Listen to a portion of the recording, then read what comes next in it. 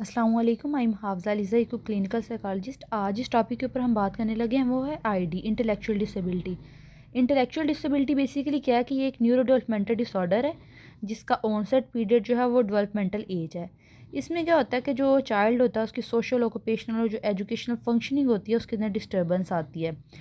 Intellectual disability के अंदर क्या होता है कि लर्निंग और अडाप्टिव फंक्शनिंग दोनों जो है वो डिस्टर्ब होती हैं। लर्निंग डिसेबिलिटी के अंदर क्या होता है कि सिर्फ लर्निंग रिलेटेड इशू आता है, लर्निंग में अंदर जो है ना वो प्रॉब्लम आती है। लेकिन इंटेलेक्चुअल डिसेबिलिटी के अंदर क्या होता है कि लर्निंग और अडाप्टिव फंक्शनिंग दोनों डिस्टर्ब होती हैं। अडाप्टिव बिहेवियर्स क्या होते हैं, जैसे कि सोशलाइजेशन होगी, speech and language, self help हो गया, जजमेंट, रीजनिंग, सोशल स्किल्स या वोकेशनल ट्रेनिंग हो गया, या वोकेशनल एंड सोशल रिस्पॉन्सिबिलिटी। ये सब अडाप्टिव बिहेवियर हैं। और इंटेलेक्चुअल डिसेबिलिटी की वजह से क्या होता है कि इन सब जो अडाप्टिव बिहेवियर है इनके अंदर डिक्लाइन आता है। इंडिविजुअल जो है वो फेल हो जाता है meet the standard of personal independence, कि वो इंडिपेंडेंट अपनी लाइफ स्पेंड नहीं कर पा रहा था, सोशल रिस्पॉन्सिबिलिटी को वो पूरा नहीं कर पा रहा था। इसके सिम्टम्स क्या होते हैं कि जो इस तरह के चाइल्ड होते हैं उनके अंदर एकेडमिक स्किल के अंदर वो उनकी कमी आती है, वो फ्रस्ट्रेट हो रहे होते हैं, इरिटेट हो रहे होते हैं। साइकोमोटर स्किल्स की जो फंक्शनिंग होती है उनमें डिक्लाइन आता है। इसके अलावा बिहेवियरल डिस्टर्बेंस होती है, लैक ऑफ क्यूरियोसिटी होती है उनके अंदर। कोग्निटिव फंक्शनिंग के अंदर जो है वो डिक्लाइन आता है। और इसके अलावा वो अपनी डेवलपमेंटल माइलस्टोन्स जो हैं उन्हें वो फेल हो जाते हैं, उसके अंदर वो डेवलपमेंटल माइलस्टोन्स को अचीव नहीं कर पाते। डेवलपमेंटल माइलस्टोन्स क्या होते हैं, जैसे कि बच्चा जो पैदा होता है तो वो डेवलपमेंटल माइलस्टोन क्या होता है कि जैसे बच्चा पैदा हुआ है तो क्या वो जो है वो अगर कोई बात कर रहा है तो उसकी तरफ वो गर्दन को जो है वो टर्न करके देख पा रहा है कि नहीं देख पा रहा है, यानी नेक टर्निंग है या नेक होल्डिंग है, सीटिंग है, किस एज में उसने बैठना शुरू किया, किस एज में उसने चलना शुरू किया, बेबलिंग किस एज में शुरू की, 1 वर्ड 2 वर्ड, ये सब जो है वो माइलस्टोन्स हैं। जो कि इंटेलेक्चुअल डिसेबिलिटी की वजह से बच्चे जो हैं उनके माइलस्टोन्स जो होते हैं वो डिले हो जाते हैं, या उसके अंदर जो है वो डिस्टर्बेंस आ जाती है, या वो फेल हो जाते हैं माइलस्टोन्स को अचीव करने में। ग्लोबल डेवलपमेंटल डिले क्या होता है कि जिसके अंदर जो बच्चा जो होता है उसकी एज थोड़ी होती है और बहुत ज़्यादा, यानी कि फंक्शनिंग डिफरेंट एरियाज़ के अंदर डिक्लाइन आ रहा होता है, तो कोई भी जो है वो डायग्नोज नहीं हो पा रहा था क्योंकि बहुत ज़्यादा एरियाज़ के अंदर जो है वो फंक्शनिंग जो होती है वो डिस्टर्ब हो रही होती है। तो वो जो बच्चे का एक डेवलपमेंट जो एज गुजर जाती है, देन दोबारा से जो है उसकी असेसमेंट की जाती है और उसे डायग्नोज किया जाता है। इसके अंदर जब भी हम इसकी क्लासिफिकेशन देख लें तो इसमें जो है वो क्लाइंट जैसे कि लेवल होते हैं, माइल्ड, मॉडरेट, स्फेयर, इसी तरह उन्हें जो है चाइल्ड को intermediate support, limited support, extensive support और परवेसिव सपोर्ट चाहिए होती है। यानी कि कुछ जो बच्चे होते हैं जैसे कि माइल्ड लेवल पे हैं तो उन्हें थोड़ी कम सपोर्ट चाहिए, जो मॉडरेट पे हैं या स्फेयर पे है तो उन्हें ज़्यादा सपोर्ट चाहिए होती है।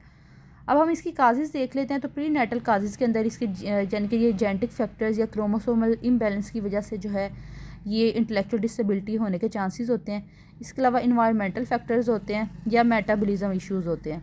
अब जीन्स बेसिकली क्या होते हैं कि ये बेसिक यूनिट है एक हेरिडिटी का, जिसकी वजह से क्या होता है कि बायोकेमिकल प्रोसेस जो है वो डिस्टर्ब हो जाता है।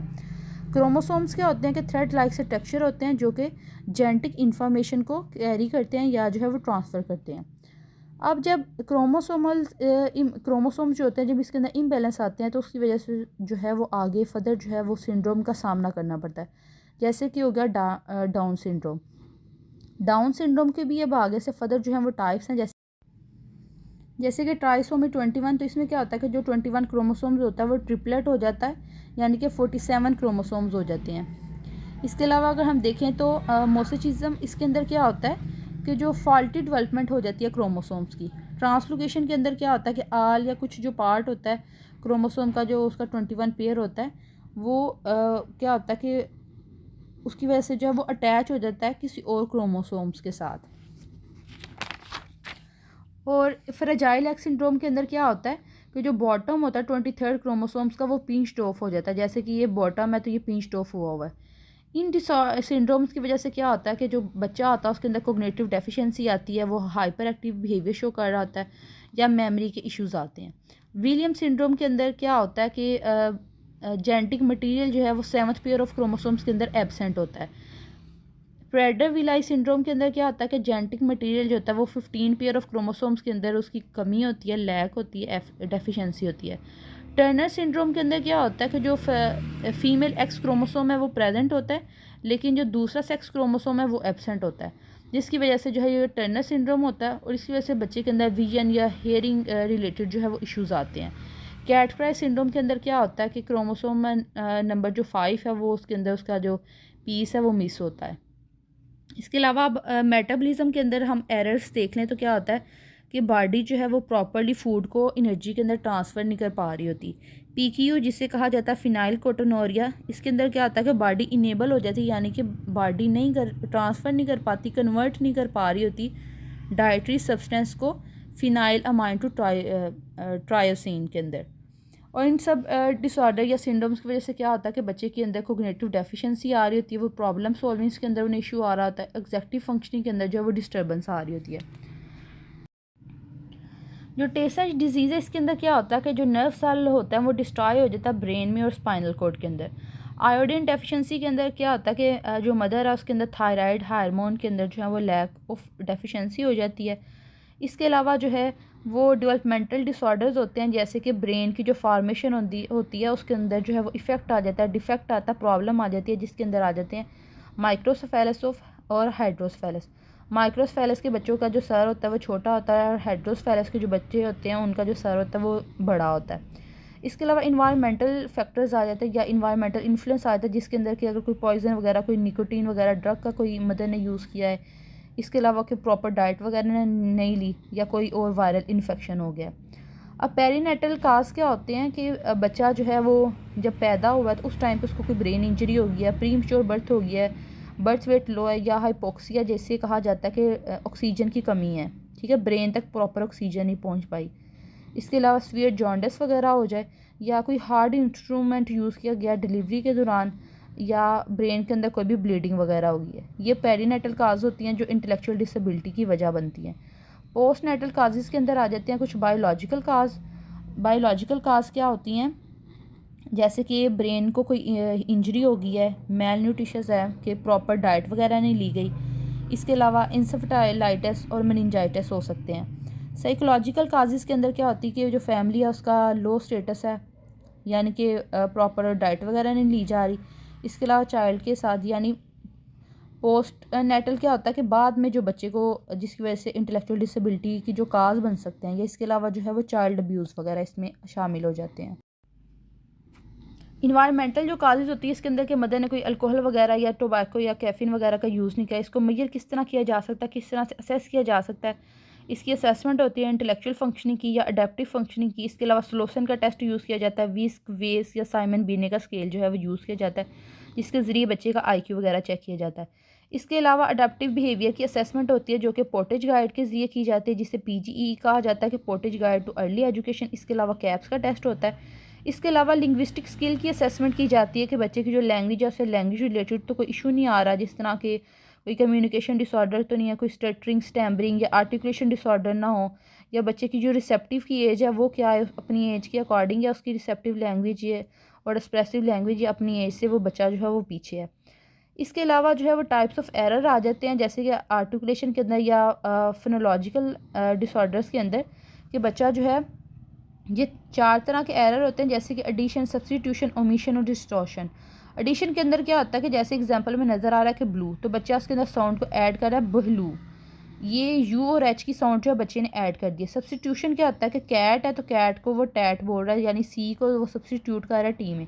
ओमिशन क्या होता है कि ओमिट करना, ख़त्म करना, जैसे कि कैट है तो वो उसे ऐट बोल रहा है। डिस्टॉर्शन का क्या हो रहा है कि साउंड को वो डिस्टॉर्टेड कर रहा है या इस तरह से मिक्स करके बोल रहा है कि जो भी क्लियर एक साउंड का पता ही नहीं चल रहा। इसकी स्क्रीनिंग के लिए फॉर्मल और इनफॉर्मल असेसमेंट्स की जाती हैं, पेरेंट्स को इन्वॉल्व किया जाता है, उनसे जो है वो हिस्ट्री वगैरह ली जाती है। इसके अलावा साइकोलॉजिकल हिस्ट्री ली जाती है कि बच्चे का intellectual level, executive functioning, problem solving, judgement, reasoning किस तरह की है, बिहेवियरल इश्यूज़ क्या क्या हैं बच्चे में, जैसे कि हाइपर एक्टिव है, इम्पल्सिव है, इनअटेंटिव है, या इस तरह का हिटिंग वगैरह कोई इशू तो नहीं है। एजुकेशन में उसका लेवल क्या है कि वो बच्चा कोई एजुकेशन के अंदर तो कोई प्रॉब्लम नहीं आ रही, जिस तरह कोई डिसलेक्सिया, डिसकैल्कुलिया, डिस्ग्राफिया ना, और लर्निंग जैसे कि लर्निंग से रिलेटेड बच्चे को जो है वो कोई इस तरह इशू हो। इसके अलावा एजुकेशन कंसल्टेशन में क्या किया जाता है, इन बच्चों को इनके लिए इंडिविजुअलाइज एजुकेशनल प्रोग्राम होते हैं, अलहदा से जो है वो प्लान बनाए जाते हैं, इन्हें 1-to-1 सेशंस दिए जाते हैं, डिस्ट्रैक्शन फ्री इन्वायरमेंट प्रोवाइड किया जाता है जहाँ उन्हें कोई भी डिस्टर्ब ना कर सके। टास्क एनालिसिस होता है जिसके अंदर टास्क जो है वो ब्रेक डाउन किया जाता है, जिसे डिस्क्रीट ट्रायल ट्रेनिंग भी कहा जाता है, कि छोटे छोटे पोर्शंस के अंदर टास्क को डिवाइड करके जो है वो बच्चे से अचीव करवाया जाता है। चेनिंग के अंदर भी जो है वो इस तरह टास्क को डिवाइड करके बच्चे को रीइंफोर्स करके उससे कंप्लीट करवाया जाता है। प्रॉम्प्ट दिए जाते हैं जिसके अंदर विजुअल प्रॉम्प्ट हो गए या फिर जो है वो वोकल प्रॉम्प्टें हो गए। इस तरह डिफरेंट जो है वो बच्चे को hand over hand prompt, assistance या जो है वो प्रॉम्प्ट दिए जाते हैं, जिसके ज़रिए बच्चे से जो है वो टास्क को कंप्लीट करवाया जाता है। प्रॉम्प्ट जैसे कि फुल हैंड पकड़ के बच्चे को इस तरह से लिखना सिखाया जा रहा है, और फेडिंग के अंदर के बाद में सिर्फ इस तरह से टच किया जा रहा है और बच्चा जो है वो, या फिर आहिस्ता से वो टच को भी फेड किया जाता है और बच्चा जो है वो इंडिपेंडेंटली लिखने पे आ जाता है। मॉडलिंग के जिस तरह का हम बिहेवियर शो करना है, बच्चा हमें मॉडल करे, कॉपी कर रहा है कि नहीं कॉपी कर रहा। इसके अंदर री को यूज़ किया जाता है, पॉजिटिव री और नेगेटिव री। जैसे कि अगर बच्चा हेल्दी या कोई एक्यूरेट बिहेवियर शो करेगा, तो उस बिहेवियर को इंक्रीज़ करने के लिए जो है वो पॉजिटिव री के बच्चे को कोई जो है वो कोई टोकन वगैरह दिया जाएगा, उसको जो है वो री किया जाएगा। और नेगेटिव री के बच्चे ने कोई बिहेवियर नहीं एक्यूरेट या ठीक किया, तो उस बिहेवियर को कम करने के लिए उसके अंदर जो कोई पॉजिटिव चीज़ है उससे वो अंदर से रिमूव कर लिया जाएगा। टाइम आउट की टेक्निक है, बच्चा जो है वो प्रॉपर जो है वो पार्टिसिपेट नहीं कर रहा या कोई बिहेवियर शो कर रहा है, तो देन उसे उस टाइम पे पनिशमेंट के तौर पर टाइम आउट कर दिया जाए, एक्टिविटी से निकाल दिया जाए। इसके अलावा कॉन्टीजेंसी कंट्रास्ट क्या होता है कि बच्चा जो है ये डिपेंड करता है कि अगर वो प्रॉपर टास्क करेगा तो उसको वो चीज़ प्रोवाइड की जाएगी, अगर वो नहीं की प्रॉपर टास्क करेगा, एक्यूरेट टास्क नहीं करेगा, तो उससे जो है वो कुछ टोकन्स जो हैं वो वापस ले लिए जाएंगे। जितना वो अच्छा बिहेवियर शो करेगा, इंक्रीज पॉजिटिव बिहेवियर होगा, उतने टोकन ज़्यादा दिए जाएंगे। जितना जो है वो बिहेवियर नहीं ठीक होगा, उतने टोकन वापस ले लिए जाएंगे। एक्सटिंक्शन क्या होता है कि जिस बिहेवियर को अप्रोप्रिएट ना हो, ख़त्म करने के लिए एक्सटिंक्शन की टेक्निक यूज़ की जाती है। स्पीच एंड लैंग्वेज थेरेपी को देखा जाता है इंटेलेक्चुअल डिसेबिलिटी के अंदर के बच्चे का जो है वो वोकेबलरी उसके पास कितनी है, उसकी रिसेप्टिव लैंग्वेज की एज क्या है, एक्सप्रेसिव की एज क्या है, बच्चा प्रॉपर बोल पा रहा है यानी 1 वर्ड पे, 2 वर्ड पे या 3 वर्ड्स पे है, उसके पास कितना है जो है वो, या वो सेंटेंसेस पे अपनी बात को वो कन्वे कर पा रहा है यानी स्टोरी बना पा रहा है या नहीं बना पा रहा, अपने मीनिंग को वो प्रॉपर कन्वे उससे किया जा रहा है या वो मीनिंग नहीं कन्वे किया जा रहा। और इन सब लैंग्वेज से पहले जो उसके प्री रेक्विजिट है यानी कि प्री लिंग्विस्टिक स्किल्स हैं, PLS जो हैं वो उसकी अचीव है, यानी जिस तरह के टर्न टेकिंग हो गया, रिस्पॉन्स टू नेम है, आई कॉन्टेक्ट, एंटिसिपेशन है, इसके अलावा कंप्लाइंस है, इमिटेशन है, मैचिंग है, कि क्या वो बच्चा जो है उनके ऊपर रिस्पॉन्स शो कर रहा है, उनके अंदर पार्टिसिपेट कर रहा है या नहीं किया कर रहा। ये थी हमारी आज की वीडियो।